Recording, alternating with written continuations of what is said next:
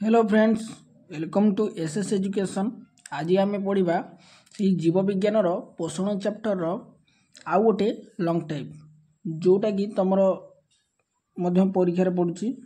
Question हूँ अंधकार प्रक्रिया वर्णना कर। तो देख यार चारि गोटे पॉइंट अच्छी, चारि गोटे पॉइंट फास्ट बुझा चेष्टा कर, तापर तुम मन रख ठीक अच्छे। तो प्रथम पॉइंट हूँ पत्रर स्टोम माध्यम कोष भितर को विसरित होउथबा अंगारकाम्ल स्ट्रोमा रस द्रवीभूत हुए। आलोक शोषण शक्ति एटीपी और एनएडीपीएच को उपयोग कर द्रवीभूत हुए। आलोक श्लेषण शक्ति एटीपी और एनएडीपीएच को उपयोग कर द्रवीभूत CO2 को एंजाइम साहाय्य विबंधित कराए। एथिरु 3 कार्बन युक्त शर्करा तैयारी हुए। तो प्रथम कौन अच्छी पत्र निहाती भाव में तुम जान स्टोम अच्छी, स्टोम माध्यम कोष भितर को विसरित होता अंगारकाम्ल स्ट्रोमा रस द्रवीभूत होता है। माने से स्टोम माध्यम कोष भितर को माने अंगारकाम्लटा स्ट्रोमा रस द्रवीभूत हो जाए। तापर आलोक शोषण शक्ति एटीपी और एनएडीपीएच को उपयोग कर द्रवीभूत हुए। तापर आलोक श्लेषण शक्ति एटीपी और एनएडीपीएच को उपयोग पुणी थर उपयोग कर द्रवीभूत CO2 को एंजाइम साहाय्य विबंधित कराए, जो कि तुम 3 कार्बन युक्त शर्करा तैयारी हुए। बुझीपार प्रथम पॉइंट। तापर द्वितीय हूँ ग्राहक अणु को राइबोलोज बिस्फोस्फेट बा RUBP और एंजाइम को रुबिस्को बा राइबोलोज बिस्फोस्फेट कार्बोक्सिलेज ऑक्सीजनेज कहा जाए।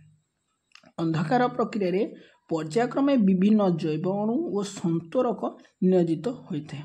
बुझीपाल द्वितीय पॉइंट ग्राहक अणु को राइबोलोज बिस्फोस्फेट बा RUBP और एंजाइम को रुबिस्को बा राइबोलोज बिस्फोस्फेट कार्बोक्सिलेज ऑक्सीजनेज कहा जाए। और यही प्रक्रिया रे विभिन्न जैव अणु और संतरक नियोजित हुए। तापरे बुझीपाल ना 2 नंबर पॉइंट। तापरे 3 नंबर पॉइंट को जीवा। रुबिस्को प्रथमे CO2 को जैव पदार्थ रे विबंधित करिथाए और यह एटीपी उपरे निर्भरशील। प्रथमे रुबिस्को कौन करिवो CO2 को जैव पदार्थ रे विबंधित करिवो, जोटा कि तुम एटीपी उपरे निर्भरशील रहइबो। तापरे 3 कार्बन युक्त शर्करा अणु गुडी को चक्राकार रे विभिन्न रासायनिक क्रिया माध्यम रे 6 कार्बन युक्त ग्लूकोज अणु संश्लेषण करिवो और 5 कार्बन युक्त RUBP पुनः उत्पन्न हेबो।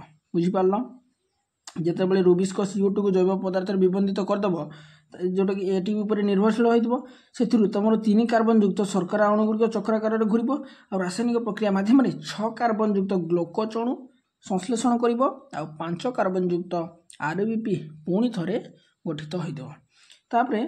4 नंबर पॉइंट हूँ चक्रर प्रथम पर्यायर अंगारकाम्ल विबंधन हेब, द्वितीय पर्यायर ग्लूकोज संश्लेषण है, तापर तृतीय पर्यायर ग्राहक अणुर पुनः उत्पादन हो, जोटा कि तुम RUBP पुनः गठित है।